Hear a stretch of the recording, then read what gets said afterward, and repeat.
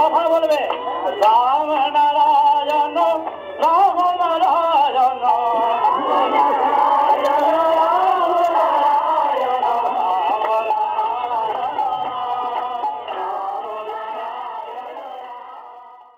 রাম ও নারায়ণ রাম। ঠাকুর শ্রী শ্রী বালক ব্রহ্মচারী মহারাজের শ্রীচরণে অনন্ত কোটি প্রণাম জানিয়ে শুরু করছি আজকের বেদ চর্চা। বিষয় পরমপিতার এই পৃথিবীতে আবির্ভাবের কারণ। 155 পার্ক স্ট্রিট, 28শে ভাদ্র 1374 সন, ইংরেজি 1967 সাল, রাত্রি 11:30। ঠাকুর বলছেন, মনের কথা তো সব খুলে বলতেই পারি না। যে জায়গা থেকে আমি এসেছি সেখানকার কথা প্রাণ ভরে বলার মতো তো লোকই পাই না। আমার কথা যথার্থভাবে বুঝবে এরকম কাউকে পেলে আমারও খুব তৃপ্তি হতো, তোমাদেরও সুবিধা হতো এমন কারুর সাথে কথা বলে আমার তত্ত্বটা বুঝে নিতে। এখন এটাই বুঝেছি যে আমাকে বুঝতে পারবে এরকম লোক আমাকেই তৈরি করে নিতে হবে। এখানে বেশিরভাগ কথা যে আমি বলি সবই যার যার মাত্রা অনুযায়ী।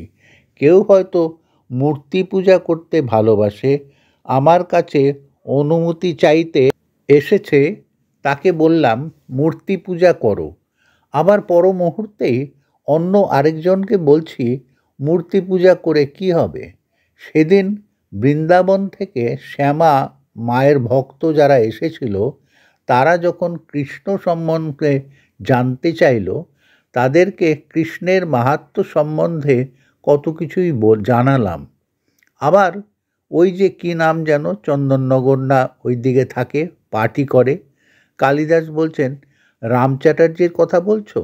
হ্যাঁ হ্যাঁ, রাম চ্যাটার্জি আমাকে জিজ্ঞাসা করেছিল কৃষ্ণের বলা গীতার ওই শ্লোকটার ব্যাপারে। ওই যে যুগে যুগে সাধুদের রক্ষা করতে আসবে, আরে কি যেন শ্লোকটা?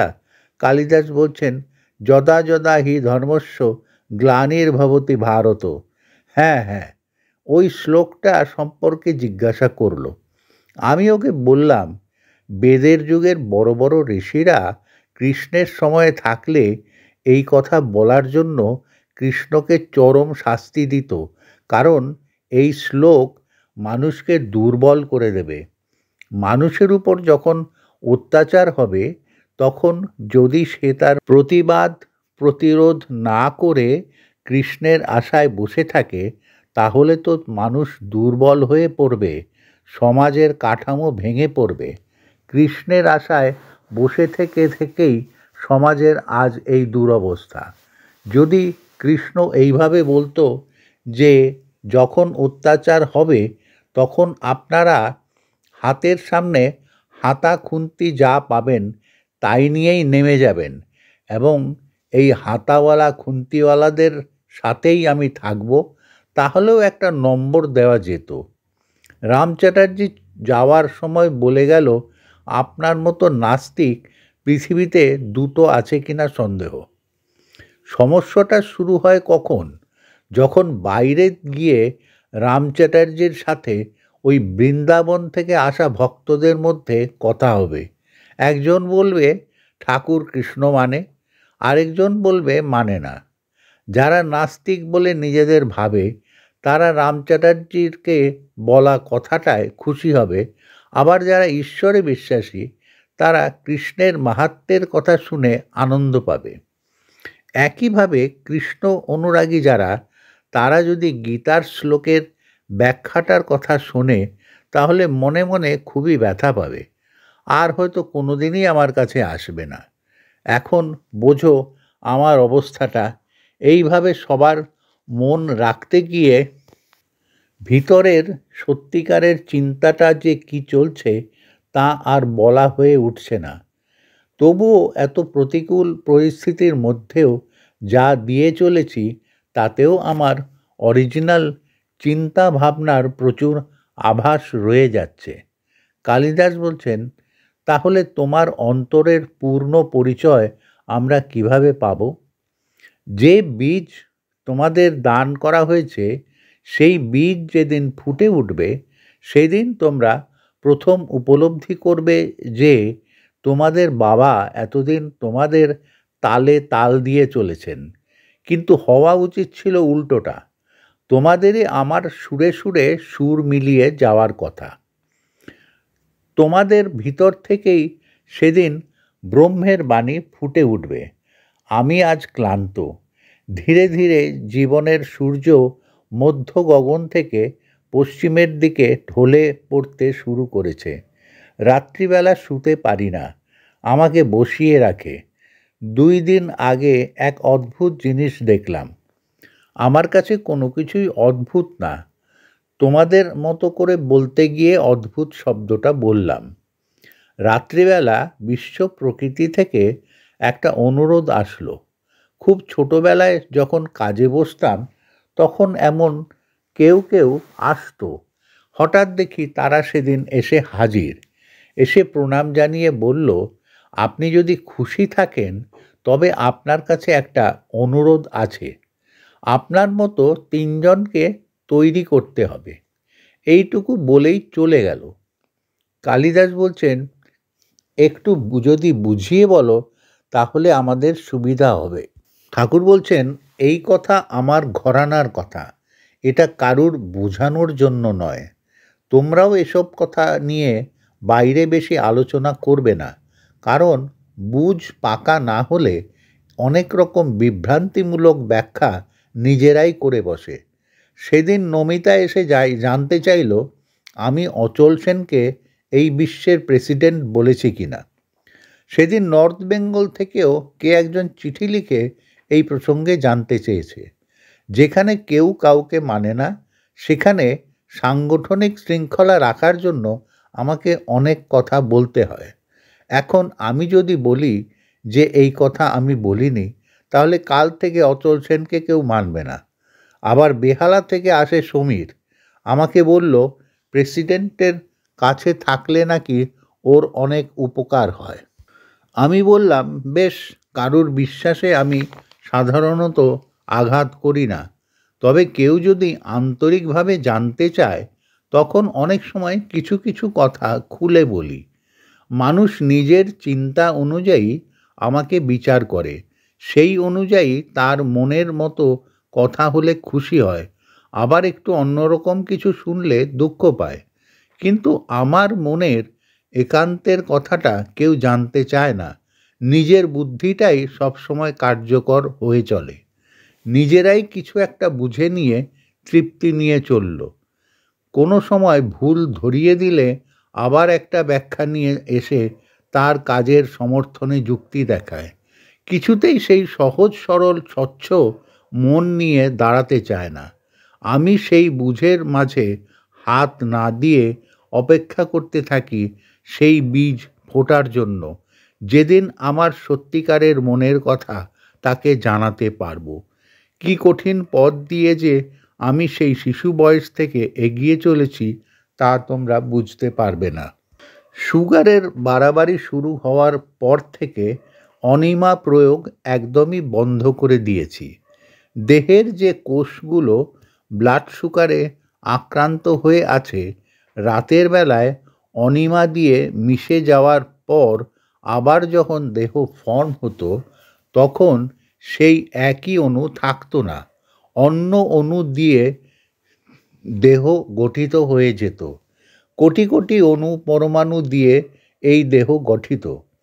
একটার থেকে অন্যটার তফাৎ করা যায় না। ফলে মিশে যাওয়ার আগে যে অণুগুলো ছিল, দেহ গঠন হওয়ার পর দেখা গেল যে তার জায়গায় অন্য অণুরা এসেছে। নতুন কোষ গঠন হওয়ার ফলে পুরনো রোগ আর থাকতো না। যেদিন বুঝতে পারলাম এর ফলে আমার রেকর্ডে অসুবিধা হতে পারে, সেদিন থেকে অনিমা একদম বন্ধ করে দিয়েছি। এখন অন্য পদ্ধতি অবলম্বন করি। স্বপ্নে যেভাবে যাওয়া হয় সেভাবে করি। স্বপ্নে যখন বেরিয়ে যাওয়া হয় তখন দেহটা সেই আগেরটাই পড়ে থাকে, নতুন দেহ হয় না। কালিদাস বলছে, তুমি যে বললে রেকর্ডের কথা, সেটা ঠিক আছে কি না এই বিচার কে করছে? ঠাকুর বলছেন, আমার বিচার আমাকেই করতে হয়। এই বিশ্ব ব্রহ্মাণ্ডে যে যত বড়ই হোক না কেন, তার বিচার করার জন্য তারও উপরে কেউ না কেউ আছে। আমার স্ট্যাটাসটা এরকম যে বিচারের দণ্ডটা আমার উপর ছাড়া আছে, আমার বিচার করার কেউ নেই। তাই আমার বিচার আমাকেই করতে হয়। আমার আরেকটা ক্ষমতা যেটা অন্য কারুর নেই, সেটা হলো এই বিশ্বের ক্ষুদ্র থেকে ক্ষুদ্রতম অথবা বৃহৎ থেকে বৃহত্তম সর্বত্র সর্ব জায়গায় সর্ব অবস্থায় আমি আধিপত্য করতে পারি, যা খুশি করতে পারি। তার জন্য আমাকে কাউকে জবাবদিহি করতে হয় না। এই ক্ষমতা নিয়ে তোমাদের ঠাকুর এখানে বসে আছে, আর ওদিকে কোর্টে হাজিরা দিতে হচ্ছে জমি মারার কেসে। কিন্তু কোনো সময় এক মুহূর্তের জন্যও আমার নিজের সুবিধার জন্য আমি কোনো ক্ষমতা ব্যবহার করছি না। এত কষ্ট দেখে জায়গায় জায়গায় বিশাল বিশাল মহানরা চোখের জল ফেলছে আর বলছে, তোমাকে আর কষ্ট করতে হবে না, তুমি চলে এসো।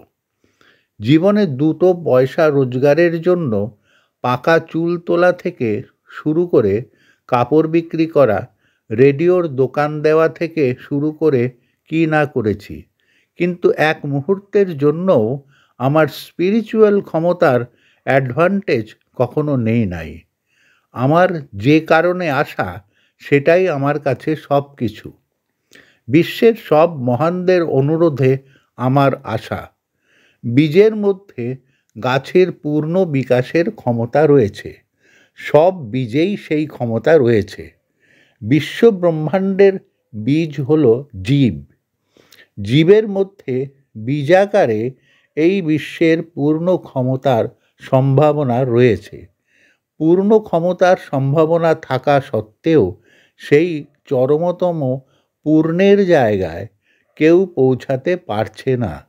কেউ হয়তো 99% করে ফেলেছে, কেউ আরও বেশি 99.99%, কেউ হয়তো আরও সূক্ষ্মে পৌঁছে গেছে, কিন্তু কেউ পূর্ণ 100-তে রিচ করতে পারছে না। তখন আমার কাছে অনুরোধ আসে, তুমি কি একবার বার্থ নেবে? তাহলে আমরা যদি বুঝতে পারি পূর্ণ হওয়া আর কারো পক্ষে সম্ভব হচ্ছে না কেন। জন্মানোর আগে দুটো অনুরোধ রাখা হয়েছিল। এক, আমার সব ক্ষমতা আমি ব্যবহার করতে পারবো। 2, কোথায় জন্মগ্রহণ করব সেই ব্যাপারেও আমার বেছে নেওয়ার অধিকার থাকবে। আমি দুটো অনুরোধই অগ্রাহ্য করে নেমে পড়লাম। আমার কোনো ক্ষমতাই আমার সাথে আমি রাখিনি।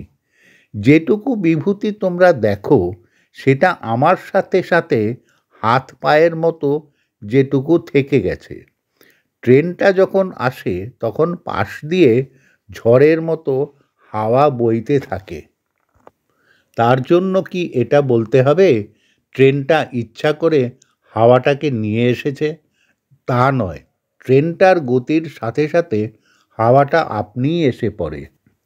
আমার ক্ষমতাগুলোও সেরকম, আমার ইচ্ছাকৃত নিয়ে আসা নয়, এমনিভাবেই যেটুকু এসে পড়েছে তাতেই দেখো কত।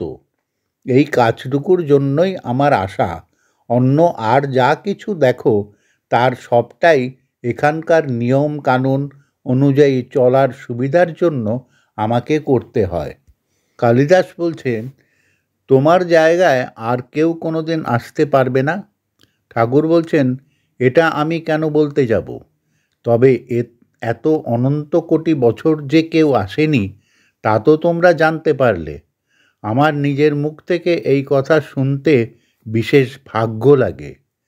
এই জায়গায় একমাত্র আমার সন্তানদের মধ্যেই কেউ কেউ হয়তো আসতে পারবে, তবে সেটাও আমার খুশির উপর নির্ভর করবে। এই জন্যেই তো হয়তো 3জন আমি তৈরি করার অনুরোধ প্রকৃতি থেকে এসেছে,